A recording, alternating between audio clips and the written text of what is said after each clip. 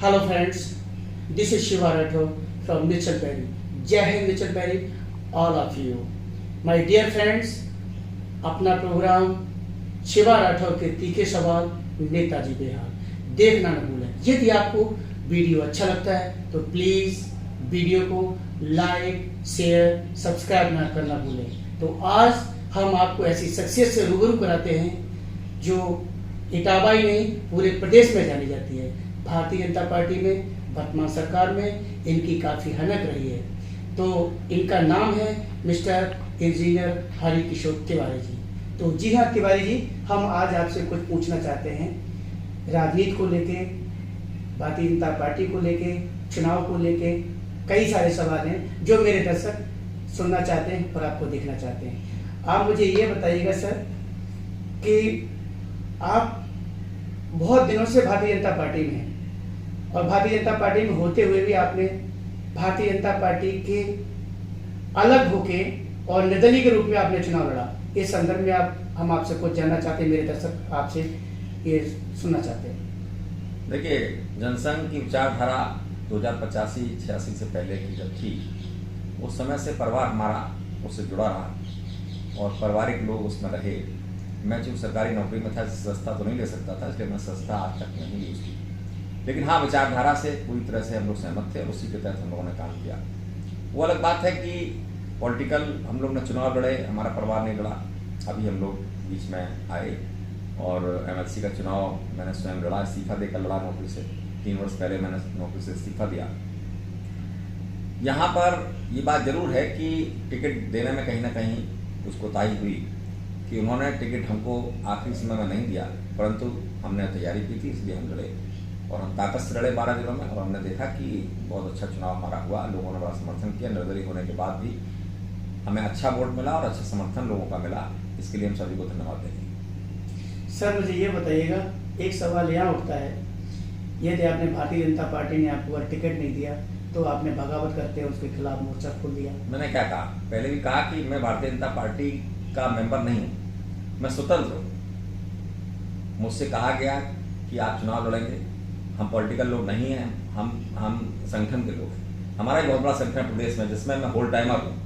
Whole timer बहुत कम लोग संगठनों में हुआ करते हैं। मैं वहीं सोता हूँ संगठन भवन में लखनऊ में, और 15 साल से विगत में सेवा कर रहा हूँ। संगठन का नाम बताएं सर। राज्य कर्मचारी संयुक्त परिषद उत्तर प्रदेश, जिसमें लगभग प्रदेश के 16 लाख शिक्षक कर्मचारी और उससे ज्यादा संख्या में अगर शिक्षकों को जोड़े तो होते हैं, तो उनका सबका प्रतिनिधित्व करता हूँ। सरकारों से दो हाथ करता हूँ, पूरा प्रदेश में बंद कर देता हूँ जब सरकार नहीं सुनती है। मैंने NXC तक बंद किया है, मैंने विधानसभा को कई बार बंद किया है, तमाम बार मुकदमे हुए हैं। ये सब काम हमने किए। इसलिए जो हम लोग तय करते हैं उस पर कम से कम हमारा विचार प्रदेश अध्यक्ष की हैसियत से यही रहता है कि भाई जिस काम को शुरू करें वो हम लोग करें। आगे वाले का ठीक है, उनसे सहमत लेनी थी हमें, उनसे सहयोग लेना था, लेकिन उन्होंने नहीं दिया तो हम अपने कदम पीछे नहीं हटा सकते थे, इसलिए मैं लड़ा।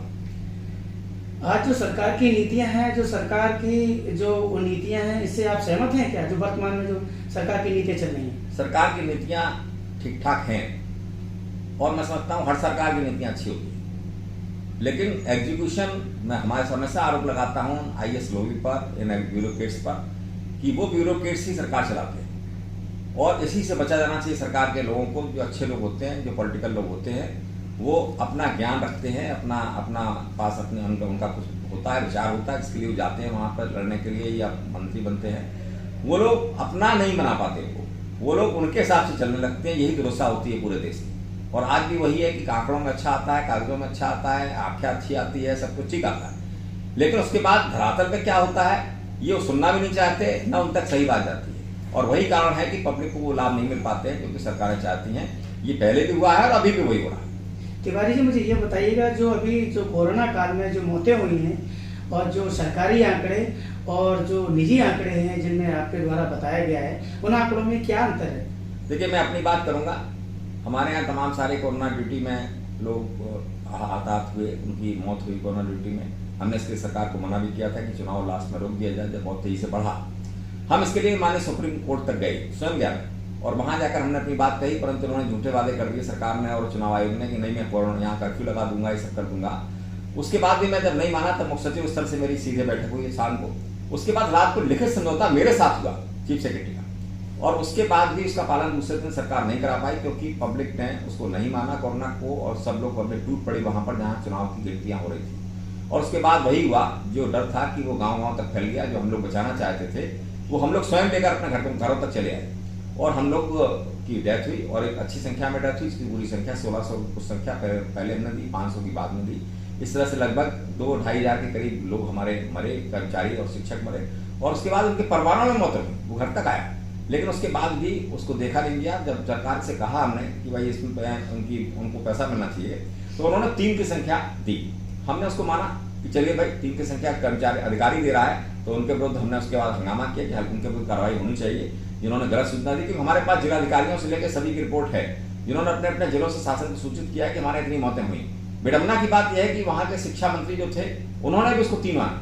मैंने जब शिक्षा मंत्री के जिले सिद्धार्थनगर से सूचना मंगवाई, तो वहां से बीएसए की सूचना मुझे मिली कि वहां 10 लोगों की डेथ हुई है। आखिर उन मंत्री साहब को यही नहीं पता कि उनके जिले में कितनी सूचना गई है।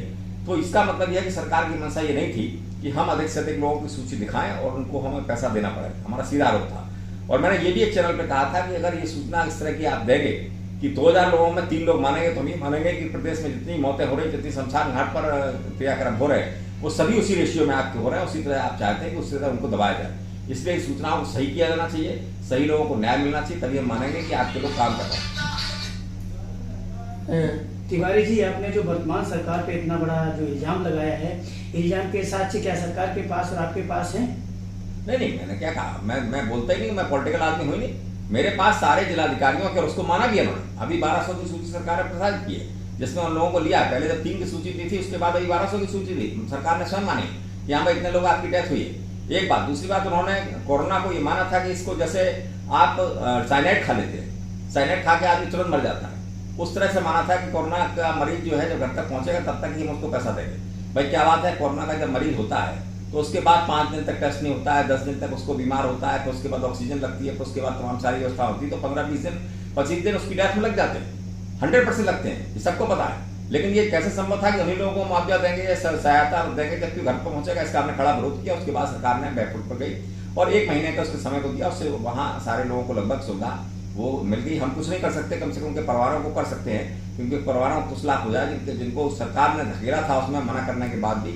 और चुनाव ड्यूटी में उनकी मंशा से गए थे, उनके निर्देशों पर गए थे, तो उनके परिवारों को बचाव करना, उनके परिवारों को देना, कार्यक्रम देना, उनको नौकरी देना, ये सब सरकार का ही काम, मेरा मानना ये है। तो उसके बाद उसको संशोधन किया गया और वो सब अभी चल रहा है। हम समझते हैं प्रोसेस में ठीक ठाक अभी आ जाएगा। हम लोगों का दबाव भी उसी हिसाब का है। तो भाई जी मुझे ये बताइएगा, तो जिन लोगों की कोरोना काल में मृत्यु हुई है उनके मुआवजे के लिए आपने क्या कदम उठाया और कितना मुआवजा सरकार दे रही है और आपने अपनी तरफ से कितना प्रस्तावित किया? बिल्कुल, हम लोगों ने 50 लाख का मुआवजा की बात कही थी।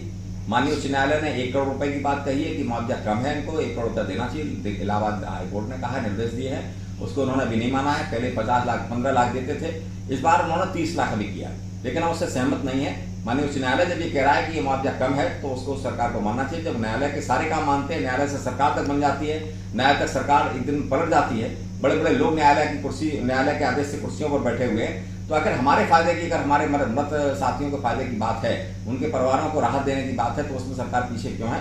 इसको तुरंत मानना चाहिए और 1 करोड़ रुपया देना चाहिए। अगर सरकार नहीं मानती है तो माननीय तिवारी जी आप मुझे ये बताइए, तो क्या इनके खिलाफ आंदोलन करेंगे सरकार के खिलाफ? नहीं, बिल्कुल, तो हम लोगों का कार्यक्रम चलता रहता है। सारे संगठन मिलकर इन सरकारों से आंदोलन करते हैं। हमने बहुत बड़ा समूह एक पहले ही बनाया था, आपने देखा होगा, पुरानी पेंशन व्यवस्था के ऊपर हमने पूरे प्रदेश में बहुत बड़ा आंदोलन 2 साल पहले किया था। हमने वो आंदोलन माननीय उच्च न्यायालय के निर्देशों में स्थगित किया था, लेकिन उसके बाद भी सरकार ने उसको कुछ नहीं किया।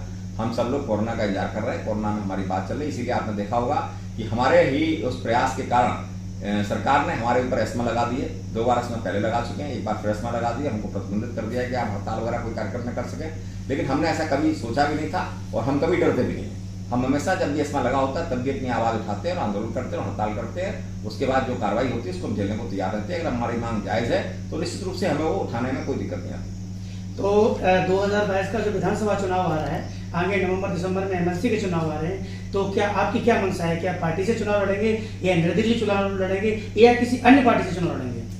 देखिए, 2022 का चुनाव आ रहा है, सही बात है। हमने पार्टियों से कहा है कि हमारा सिस्टम ठीक है, हमने बहुत मेहनत की है और हमारे पास 12 जिलों में अच्छे कार्यकर्ता हमारे पास हैं, क्योंकि हम निर्दलीय लड़े थे, इसलिए हमारे पास बहुत बड़ी फौज है और सभी धरातल से हमारे साथ जुड़े हुए हैं। ये इलेक्शन के उसमें पता भी लगा लोगों को, देखा भी लोगों ने, सब लोगों ने, और सबको ये पता है कि ये सरकार ने और इनके लोगों ने जबरदस्ती मिलकर हमको हराया है। ये भी पता है काउंटिंग वगैरह में बुरी तरह से हराने का प्रयास किया गया है।